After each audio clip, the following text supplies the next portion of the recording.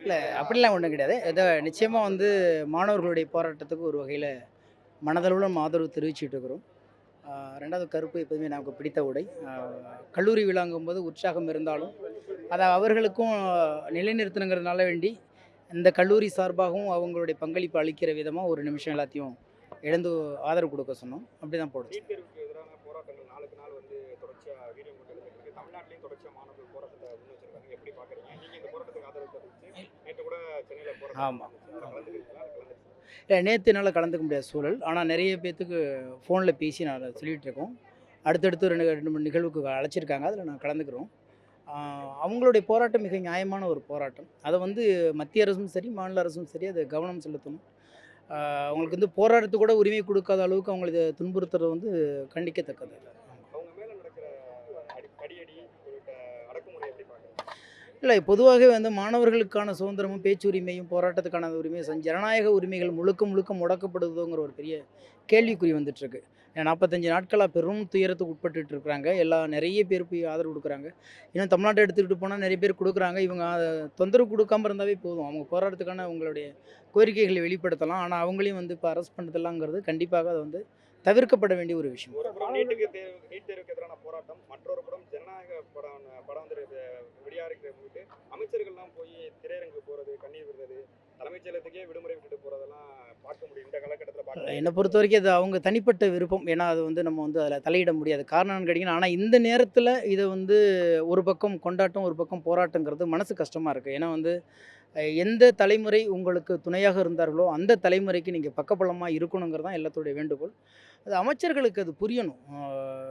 இவங்க தான் எடுத்து சொல்லணும். ஆனா இவங்க போயிட்டு இந்த படம் ரிலீஸ் ஆனதுக்கு அவங்க பெரும் போராட்டத்துக்கு அப்புறம் படம் கொண்டாந்துருக்காங்க. அதில வந்து நம்ம வந்து அவங்க கொண்டாட்டத்த நம்ம வந்து எப்பயுமே நம்ம இருக்கட்டும். ஆனா அத வந்து இந்த போராட்டத்த மழுங்கடிக்கிற அளவுக்கு நீங்க அத வெளியில கொண்டு வரதுங்கிறது தேவையில்லாத விஷயம்னு தோணுது. இப்ப ஏற்கனவே இருந்த அரசும் சரி, அதுக்கு முந்தைய அரசும் சரி, நீட் தேர்வுக்கு எதிரான குரல் கொடுத்தாங்க. ஆனா இப்போதைய தமிழ்நாடு முதலமைச்சர் நீட்டுக்கு எதிரான போராடக்கூடிய மாணவர்களுக்கு எந்த ஆதரவும் தெரிவிக்கலங்கிற ஒரு குற்றச்சாட்ட ஆதரவு போராட்டத்தில் தெரிவிக்கணுங்கிறத ஈடுபடுறவங்க தெரிவிக்கிறாங்க. இல்ல பொதுவா போராட்டத்தில மட்டுமே இல்ல. நடுநிலைமையாளர்கள் எல்லாருமே, இதுக்கு முன்னாடி அவரு ஆட்சிக்கு வர்றதுக்கு முன்னாடி அல்லது கட்சி ஆரம்பிக்கிறதுக்கு முன்னாடி கூட இதுக்கெல்லாம் மாணவர்கள் நெறைய போராட்டங்களுக்கு அவரு ஆதரவு தெரிவிச்சிருக்காரு இன்றைய சிஎம். ஆனா இது ஏன் போராடும்போது இவருடைய குரல் இன்னும் ஒலிக்கப்படல? எது வந்து இவர தடுக்குதுன்னு தெரியல. அது பத்திரிக்கையாளர்களா நீங்க தான் அவங்கள கேள்வி கேட்கணும். சார் மாணவர் போராட்டம் இல்லாம இதுல வந்து மற்றவருடைய குறுக்கீடுகளும் இருக்குங்கிறாங்க. அது எப்படி பார்க்குறீங்க? இல்ல சார் எப்போதுமே வந்து அது ஒரு காரணம் சொல்லிட்டு இருப்பாங்க. என்ன போராட்டம் இருந்தாலும் அந்த போராட்டத்தை நீர்த்து போவதற்காண்டி பல்வேறு யூகங்கள்ல சொல்லுவாங்க. அதில நம்ம நம்ப முடியாது. இது முழுக்க முழுக்க தன்னிச்சையான எழுந்த போராட்டம் தான். இது உண்மையிலே வந்து வரவேற்கத்தக்க போராட்டம். இதுக்கு நடுநிலைமையாளர்களும், கல்வியாளர்களும், இளைய தலைமுறைகளும் வலுவா நம்ம வந்து குரல் கொடுக்கணும். அவங்களோட கோரிக்கை என்னங்கிறத 2 அரசாங்கமுமே நம்ம பதிவு பண்ணணும். எங்களுக்கு சார் ஃபேர் நீட் தேவையில்ல. அரசியல பயணிக்கிறீங்க. இப்ப தாவேக்கா 2 மாசம் ஆட்சி எப்படி பார்க்குறீங்க? அதான் அவங்க 6 மாசம் கேட்டாங்கல்ல. இன்னும் ஒரு 4 மாசம் இருக்கு விட்டு பிடிப்போம். ஆமா, ஃபேர் ஆமா. நீட் தேவையில்ல. பேன் நீட் தான் தமிழ்நாட்ட பொறுத்தவரைக்கும் தேவைன்னு சொல்றாங்க. அந்த பார்வை நீங்க எப்படி பார்க்குறீங்க? இல்ல என்ன எங்கள பொறுத்தவரைக்கும் இப்பயும் நான் சொல்றேன். என்ன கேட்டீங்கன்னா, ஒவ்வொன்னும் ஒரு விஷயத்த கடந்து போறதுக்கு நீங்க ஏதேதோ ஒண்ணு மேல் மேல இப்ப அவங்க சொன்னது மாரி வேற தலையீடு இருக்குங்கிறது, அப்புறம் இந்த மாரி வார்த்தைகள் நம்ம உபயோகப்படுத்துறது எல்லாம் தூக்கி போட்டு, உணர்வுபூர்வமா ஒருத்தன் வந்து உயிர்களை காப்பாத்துறதுக்கான ஒரு படிப்புக்கான விஷயத்திலேயே இன்னைக்கு உயிர்கள பலி குடுக்குற அளவுக்கு அவங்க போராடிட்டு இருக்கிறாங்க. மனிதாபிமானத்தோட 2 அரசுகளும் இத அணுகணுங்கிறது தான் எங்களுடைய கருத்து. ஜென்சிய பத்தி ஸ்டேஜ்ல பேசும்போது பேசியிருந்தீங்க. இல்ல பொண்ணு ஜென்சி என்ன வேணாலும் நடத்துறாங்களா இன்னைக்கு. அவங்க முடிவு பண்ணா என்ன வேணாலும் செய்யலாம். அது நல்ல விஷயத்த நடத்துக்கோங்கன்னு சொல்ல போறோம்.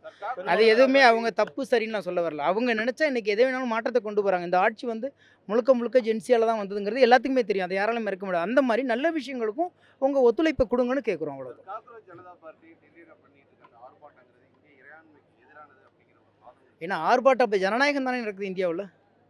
ஆர்ப்பாட்டமும், போராட்டங்களும் ஜனநாயகத்துக்கு எதிரா தான் அப்படின்னா, அது எனக்கு ஒண்ணுமே புரியல. ஜனநாயக நாட்டுல ஜனநாயக முறைப்படி அவங்க கேட்குறாங்க.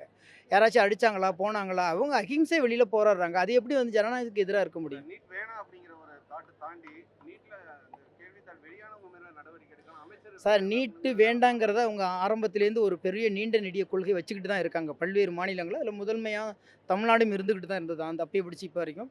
ஆனா அதை மீறி இன்னைக்கு அதுக்குள்ளேயே வந்து ஊழல் நடக்குது. அதுக்குள்ளேயே இவ்வளோ பெரிய கரப்ஷன் நடக்குதுங்கும்போது, இது அதை விட பேராபத்தா இருக்கு. நீட்டு கொண்டு வந்ததே தப்பு. அதில வந்து இந்த மாரி கசிவுகள ஏற்படுத்துறது இன்னும் தவறா இருக்கு. அதுங்கிறத நம்ம வந்து வேற ஒரு வழியில அத வெளிப்படுத்துறாங்க. நீட் தேர்வுங்கிறது சுப்ரீம் கோர்ட் ஆர்டர் தானே சார். அது எதுவா இருந்தாலும் சார், இப்ப என்னன்னா எல்லாத்துக்கும் சமமான கல்விய குடுங்க. அதுக்கப்புறம் சமமான தேர்வ குடுங்க. இதுதான் எல்லாத்துடைய குரல். வரவேற்கிறாங்க சார். அததான் சார் யாரு வரவேற்கிறாங்க? பெரும்பான்மை இடத்துல பெரும்பாலும் அதாவது ஏழப்பட்டவங்க விவசாய பெண்கள் வந்து நீட் நீட்னால படிச்சு பாஸ் ஆகி போறாங்க, கூலி தொழிலாளி பெண்கள் இதுல போறாங்க அப்படிங்கிற எத்தனை சதவீதம் போகிறாங்க அதை பாருங்க. பள்ளி மாணவர்களுக்கு ம். இல்லைன்னா இல்லை எல்லாத்துக்கும் நாங்கள் கேட்குறது இப்போ நீட்டுக்கு யாரும் நேரடி எதிரிகள் யாருமே கிடையாது. எல்லாத்துக்கும் சமமான கல்வியை கொடுத்துட்டு சமமான தேர்வு நடத்துங்கன்னு தான் சொல்கிறோம். வேறு எதுவுமே இல்லை, அவ்வளோதான். வருது கொள்கை ரீதியாக ஹிந்தி கிடையாதுங்கிறீங்க. அப்புறம் ஒரு மொழி இப்போ சொல்லியிருக்காங்க கேள்வி வரும்பொழுது வரதான இல்லை இதெல்லாம் நீங்கள் அரசியல் அரசாங்கத்திட்ட கேட்க வேண்டிய கேள்வி என்கிட்ட தனி மனிதன்ட்ட கேட்டுட்டு இருக்கீங்க சரிங்களா? ஏன்னா அதுதான் கோரிக்கையாக போகும். நீங்கள் அத்தனை கேள்விகளையும் ஒரு புறம் அரசாங்கத்தை பார்த்து கேளுங்கள், நல்ல தீர்வு கிடைக்கும்னு நினைக்கிறேன். நன்றி, வணக்கம்.